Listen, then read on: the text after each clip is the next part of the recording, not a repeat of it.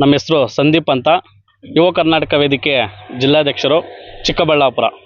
ಇವತ್ತು ನಾವಿಲ್ಲಿ ಹಮ್ಮಿಕೊಂಡಿರೋ ವಿಶೇಷ ಏನಂದರೆ, ಈಗ ಚಿಕ್ಕಬಳ್ಳಾಪುರದಲ್ಲಿ ಎಲ್ಲರಿಗೂ ಗೊತ್ತಿರೋ ಥರ ಇದೇ ಭಾನುವಾರ ಮಾರ್ಚ್ 15 ನಮ್ಮ ಸನ್ಮಾನ್ಯ ಸಂದೀಪ್ ರೆಡ್ಡಿ ಅಣ್ಣರವರು ಬಂದ್ಗೆ ಕರೆ ನೀಡಿದ್ದಾರೆ.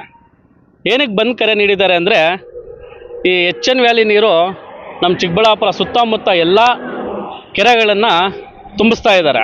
ಚಿಕ್ಕಬಳ್ಳಾಪುರದ ಒಂದು ಅರ್ಧ ಕಿಲೋಮೀಟರ್ ದೂರದಲ್ಲಿರೋ ಅಮಾನಿ ಗೋಪಾಲಕೃಷ್ಣ ಕೆರೆ ಬಳಿ ಬಂದಿದ್ದೀವಿ. ಇಲ್ಲಿ ಎಚ್.ಎನ್. ವ್ಯಾಲಿ ನೀರು ಇಲ್ಲಿಂದನೇ ಕೆರೆಗೆ ಸ್ಟಾರ್ಟ್ ಆಗೋದು, ನೀರು ಬರೋದು. ಇಲ್ಲಿ ಇದ್ದೀವಿ ನಾವು. ಇಲ್ಲಿ ಎಷ್ಟು ದುರ್ವಾಸನೆ ಬರ್ತಾ ಇದೆ ಅಂದರೆ, ಇಲ್ಲಿ 5 ನಿಮಿಷ ನಾವು ನಿಂತ್ಕೊಳ್ಳೋಕ್ಕಾಗ್ತಾ ಇಲ್ಲ, ಅಷ್ಟು ದುರ್ವಾಸನೆ ಬರ್ತಾ ಇದೆ. ಸೊಳ್ಳೆಗಳಾಗಲಿ, ಕ್ರಿಮಿಕೀಟಗಳಾಗಲಿ, ಫುಲ್ ಚರಂಡಿ ನೀರು ಅಂತ ಇಲ್ಲಿ ಕಪ್ಪಗಿದೆ. ಈ ನೀರು ಚರಂಡಿಯಿಂದ ಹಂಗೆ ಬಂದಂಗಿದೆ. ಇದು ಶೇಖರಣೆ 2ನೇ ಹಂತ ಶುದ್ಧೀಕರಣ ಆಗುತ್ತೆ ಅನ್ನೋ ಸಹ ನಮಗೆ ಇಲ್ಲಿ ಡೌಟ್ ಬರ್ತಿದೆ. ಅಷ್ಟು ಗಲೀಜಿದೆ. 5 ನಿಮಿಷ ನಾವು ನಿಂತ್ಕೊಳ್ಳೋಕ್ಕಾಗ್ತಾ ಇಲ್ಲ, ಅಷ್ಟು ಸ್ಮೆಲ್ ಬರ್ತಿದೆ. ಇದೇ ನೀರನ್ನ ನಮ್ಮ ಚಿಕ್ಕಬಳ್ಳಾಪುರದ ಜನ ಕೆರೆಗಳಲ್ಲಿ ತುಂಬಿಸಿ, ಅದೇ ನೀರು ನಾವು ಬೋರ್ವೆಲ್ ಹಾಕಿ ಅದೇ ನೀರಲ್ಲಿ ನಾವು ಕುಡಿತಾ ಇದ್ದೀವಿ ಇವತ್ತು. ಮತ್ತು ವ್ಯವಸಾಯ ಮಾಡ್ತಾ ಇದ್ದೀವಿ.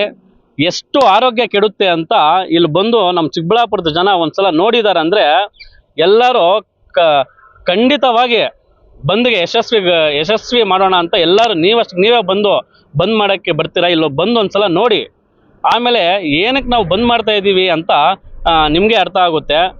ಸಂದೀಪ್ ರೆಡ್ಡಿ ಅಣ್ಣನವರು ಇದನ್ನೆಲ್ಲ ನೋಡೇ ಇವತ್ತು 3ನೇ ಹಂತ ಶುದ್ಧೀಕರಣ ಆಗಲೇಬೇಕು, ಚಿಕ್ಕಬಳ್ಳಾಪುರ ಜನಕ್ಕೆ ತೊಂದರೆ ಆಗಬಾರ್ದು, ಅವ್ರ ಆರೋಗ್ಯ ಕೆಡಬಾರ್ದು, ಮುಂದಿನ ಪೀಳಿಗೆ ಹಾಳಾಗಬಾರ್ದು ಅಂತ ಸಂದೀಪ್ ರೆಡ್ಡಿ ಅಣ್ಣನವರು ಗಮನ ಹರಿಸಿ ಇವತ್ತು ಇಷ್ಟು ವರ್ಷಗಳಾದಮೇಲೆ ಒಬ್ಬ ಸಂಘ ಸಂಸ್ಥೆಗಳು ಇಷ್ಟು ವರ್ಷಗಳಿಂದ ಹೇಳ್ತಾನೆ ಇದ್ರು 3ನೇ ಹಂತ ಶುದ್ಧೀಕರಣ ಆಗಬೇಕು ಅಂತ.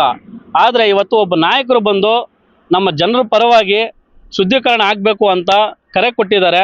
ಅವ್ರಿಗೆ ಬೆನ್ನೆಲುಬಾಗಿ ನಾವು ದೊಡ್ಡ ಮಟ್ಟದಲ್ಲಿ ಈ ಬಂದ್ಗೆ ಯಶಸ್ವಿಗೊಳಿಸೋಕ್ಕೆ ನಾವೆಲ್ಲ ತಯಾರಾಗ್ತಾ ಇದ್ದೀವಿ.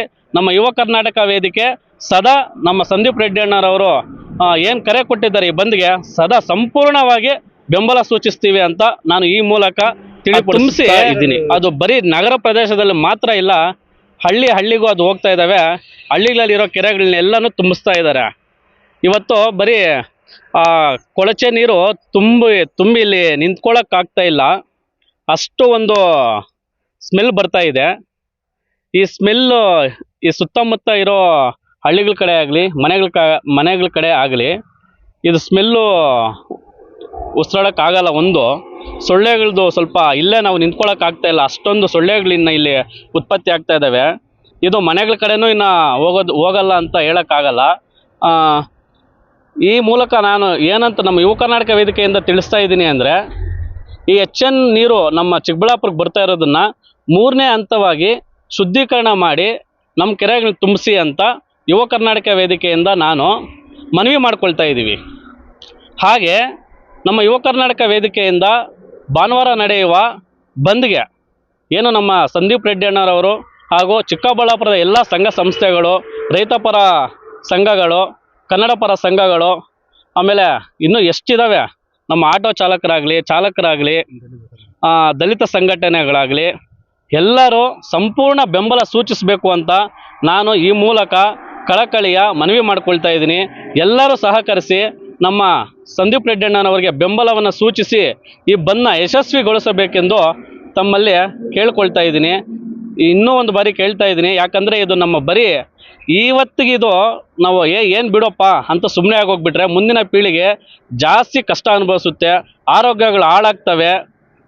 ನಾವು ಅಂದ್ಕೊಳ್ದಿರ ಇರೋ ಆ ಥರ ಇರೋ ರೋಗಗಳು ನಮ್ಮನ್ನು ಬಂದು ಆವರಿಸ್ತವೆ. ಇದರಿಂದ ಜಾಸ್ತಿ ಸಮಸ್ಯೆ ಆಗುತ್ತೆ ಅಂತ ನಾನು ಹೇಳಕ್ಕೆ ಇಷ್ಟಪಡ್ತಾ ಇದ್ದೀನಿ. ಅಲ್ಲ, ಈ ನೀರು ಜನಗಳು ಸೇವಿಸೋದು ಅಥವಾ ಅಂತರ್ಜಲ ವೃದ್ಧಿಯಿಂದ ಮತ್ತೆ ಮರುಬಳಕೆಗೆ ಬರ್ತಾವಲ್ಲ, ಅವಾಗ ಸೇವಿಸಿದ್ರೆ ಜನಗಳಿಗೆ ಏನೆಲ್ಲ ಸಮಸ್ಯೆ ಆಗುತ್ತೆ ಸರ್? ಈ ನೀರನ್ನ ಸೇವನೆ ಅಲ್ಲ, ಇಲ್ಲಿ ಸರ್ಕಾರನೇ ಅಲ್ಲೊಂದು ಫಲಕ ಆಗಿದೆ, ನಾಮಫಲಕ ಹಾಕಿದೆ.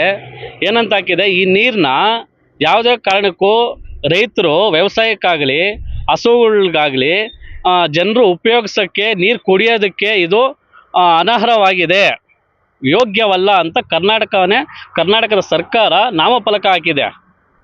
ಆಮೇಲೆ ಯಾರಾದರೂ ಇದನ್ನು ಉಪಯೋಗಿಸಿದ್ರೆ ಶಿಕ್ಷಾರ್ಹ ಅಪರಾಧ ಅಂತಾನು ಸಹ ನಾಮಫಲಕ ಹಾಕಿದೆ. ಆ ಥರ ಫಲಕ ಹಾಕಿದ್ರು ಯಾವ್ದು ಕಾರಣಕ್ಕೆ ಇಲ್ಲಿ ನೀರು ಬಿಡ್ತಾ ಇದ್ದಾರೆ, ಅದು 3ನೇ ಹಂತ ಶುದ್ಧೀಕರಣ ಮಾಡಾದ್ರೂ ಬಿಟ್ಟರೆ ಸ್ವಲ್ಪ ಚೇತರಿಸ್ಕೊಳ್ಳಬಹುದು. ಇದರಿಂದ ಜಾಸ್ತಿ ಆರೋಗ್ಯ ಕೆಡುತ್ತೆ. ಲಿವರ್ ಸಮಸ್ಯೆ ಆಗಲಿ, ಹಲ್ಲುಗಳ ಸಮಸ್ಯೆ ಆಗಲಿ, ಕ್ಯಾನ್ಸರ್ ಸಮಸ್ಯೆ ಆಗಲಿ, ಮುಂತಾದ ಸಮಸ್ಯೆಗಳು ಜನರು ಬಳಲ್ತಾರೆ ಅಂತ ನಾನು ಹೇಳಕ್ಕೆ ಇಷ್ಟಪಡ್ತಾ ಇದ್ದೀನಿ.